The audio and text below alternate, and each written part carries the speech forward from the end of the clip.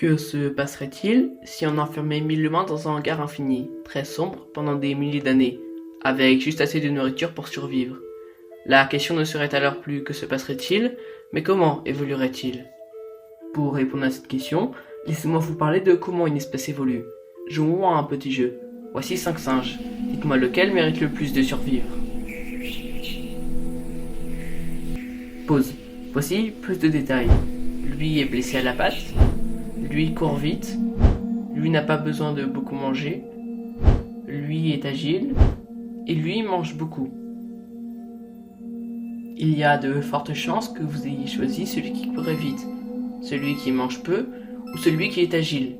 Eh bien, la nature fait la même chose. Elle abandonne ce jugé inutile au profit d'une meilleure génétique future.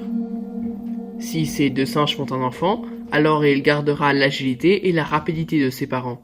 Et si ce même singe fait lui aussi un autre bébé singe, avec une mère singe, elle aussi avec des caractéristiques intéressantes, alors au fil du temps, l'espèce changera.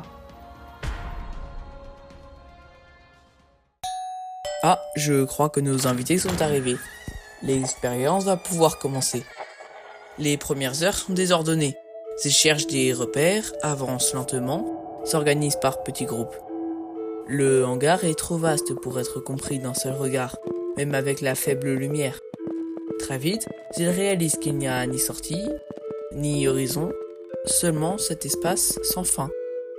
Les jours suivants, ils établissent des zones fixes pour dormir, manger et se regrouper.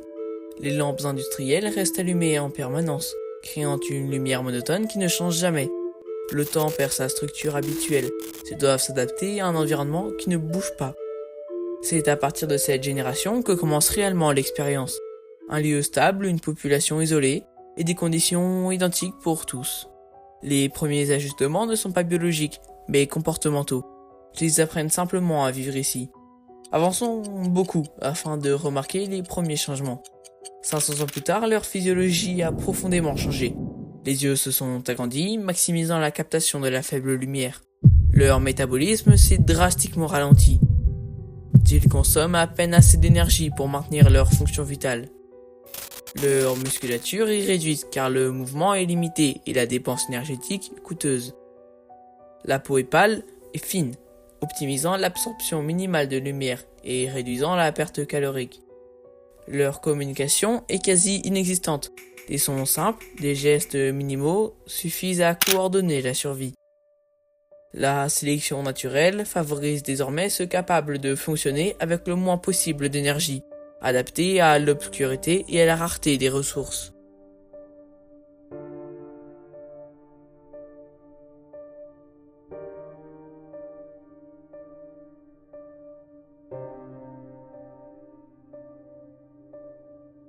À la 1000e année, voici les changements.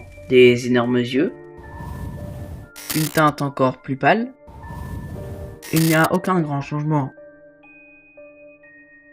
à part des yeux plus grands. À la fin de l'expérience, 300 individus subsistent.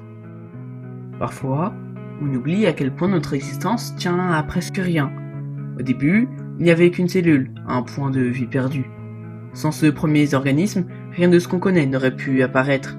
La vie demande du temps, des milliers de petites étapes qui finissent par changer le monde. Aujourd'hui, c'est notre tour d'être une étape. On ne sait pas ce qui viendra après nous, mais quelque chose viendra forcément. La question reste ouverte. Quelle sera la suite pour l'espèce humaine ?